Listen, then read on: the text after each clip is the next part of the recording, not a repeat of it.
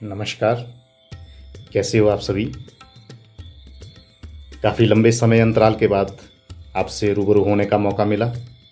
पहचान तो लिया होगा, अगर नहीं भी पहचाना होगा तभी कोई बड़ी बात नहीं, क्योंकि आज जो परिस्थितियां हैं, जो वैश्विक महामारी आज फैली है, उसने कुछ ऐसी ऐतिहासिक घटनाएं हमारे सामने रख दी हैं जिनकी हम कभी कल्पना भी नहीं कर सकते थे।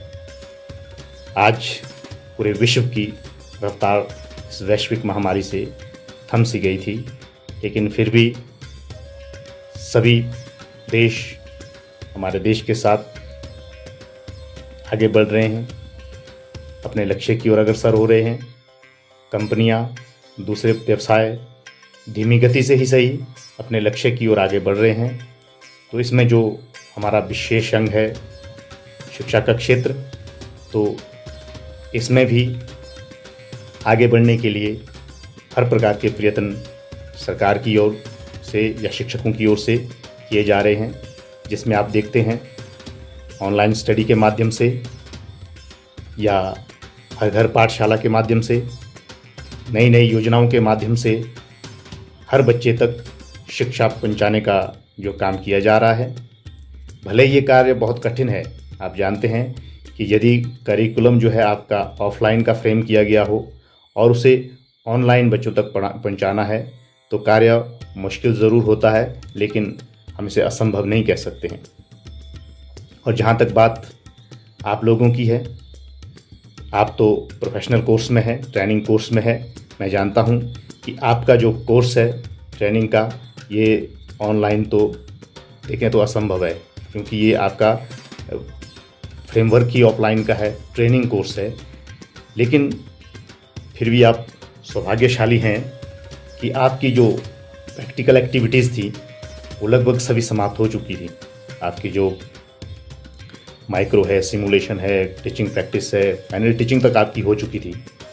तो उसके बाद जो आपका ये अंतिम सेमेस्टर है, इसमें आपको आकर कुछ स्टडी करनी थी, कुछ विषयों को आपने समझना था, जिसको हम जानते हैं कि यदि ऑफलाइन आप पर्सनली इंटरेक्ट करते तो बेहतर समझ पाते और अनुभव से, आप अध्यापकों के अनुभव से और ज़्यादा आपको जो उससे फ़ायदा मिलता। लेकिन फिर भी होनी को कौन टाल सकता है।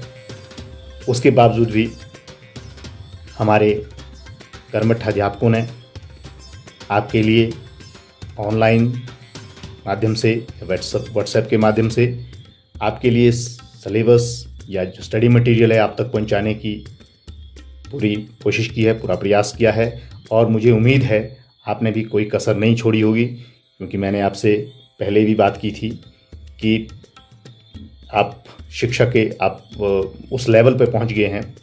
आपकी बीएड की ट्रेनिंग लगभग कंप्लीट है, आप अपनी ट्रेनिंग के अंतिम चरण में हैं और आपके लिए अब 4th सेमेस्टर की परीक्षा है। तो इसके लिए ये कोई आपके लिए बहुत मुश्किल नहीं है, क्योंकि आपको इसका अनुभव हो चुका है। आप 3 एग्ज़ाम ऑलरेडी दे चुके हैं, ये लास्ट और फाइनल एग्ज़ाम आपका है। तो इसको आप अपनी सेल्फ स्टडी के माध्यम से बेहतर समझ सकते हैं। और मैंने आपसे कई बार बात किया कि जब हम खुद सेल्फ स्टडी करते हैं, चिंतन करते हैं, अपने विचारों से उसमें मंथन करते हैं, तो हम ज़्यादा समझते हैं। तो ये मौका सेल्फ स्टडी का आपको शायद इसीलिए भी मिला होगा। लेकिन आपके सहयोग के लिए, आपकी सहायता के लिए अध्यापक वर्ग हर वक्त आपके साथ हैं। अब आप जानते हैं कि आपकी जो सेमेस्टर की परीक्षाएं जो होनी है अंतिम, उसकी डेट शीट है आपको तो जो है यूनिवर्सिटी ने पब्लिश कर दी है। तो 7 अक्टूबर से आपके जो एग्ज़ाम शुरू होने हैं। तो उम्मीद करता हूं कि आप बेहतर तैयारी कर रहे होंगे, बेहतर तरीके से पढ़ाई कर रहे होंगे।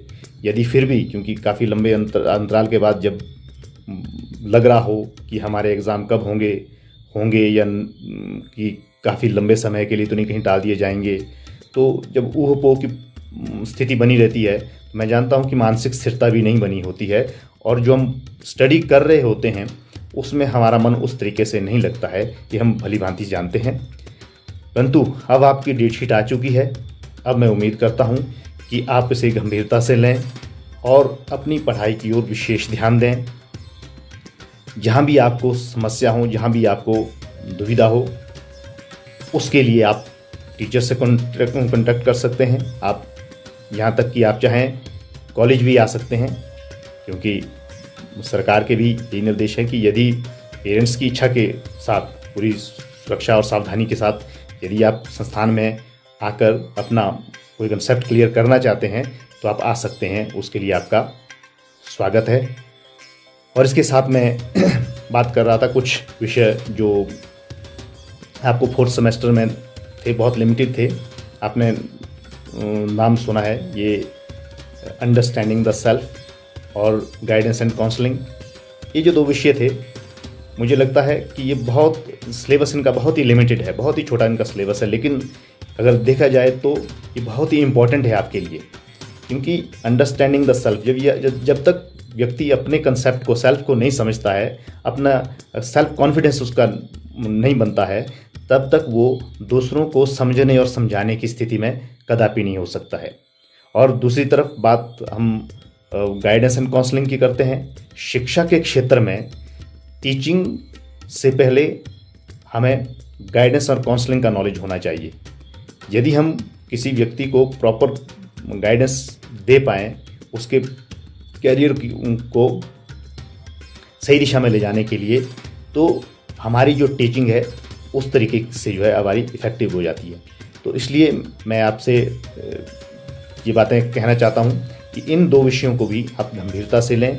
ये ना केवल आपके एग्जामिनेशन पॉइंट ऑफ व्यू से इम्पॉर्टेंट है, बल्कि आपके व्यवहारिक दृष्टि से, आपके प्रोफेशनल दृष्टि से भी बहुत ही इम्पॉर्टेंट है।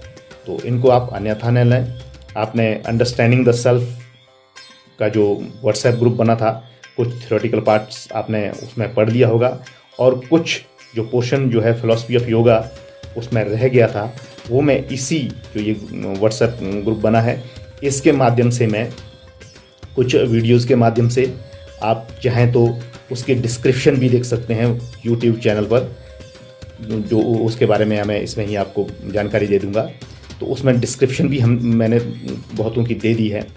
और अंडरस्टैंडिंग द सेल्फ, उसके भी कुछ नोट्स में गाइडेंस एंड काउंसलिंग के भी कुछ नोट्स जो मैं इसमें आपको प्रोवाइड करवा दूंगा। लेकिन मैं जानता हूं कि आपने बहुत सारे कलेक्ट कर दिए हैं, लेकिन ये सिर्फ आपकी हेल्प के लिए है, ताकि आपको यदि लगे कि कोई किसी भी विषय में कोई समस्या आ रही है किसी भी टॉपिक पे, तो आप उस टॉपिक को मुझे सेंड कर दें।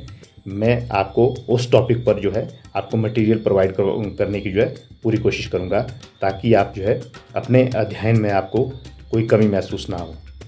इन्हीं बातों के साथ एक बार से फिर से आपको मैं कहना चाहूँगा कि आप अपनी परीक्षाओं के लिए अब दिन रात कड़ी मेहनत कीजिए और अपनी परीक्षाओं को पूरी ईमानदारी के साथ, पूरी मेहनत के साथ दीजिए, ताकि आपका भविष्य उज्जवल हो। परीक्षाओं के लिए आपको ढेर सारी शुभकामनाएं।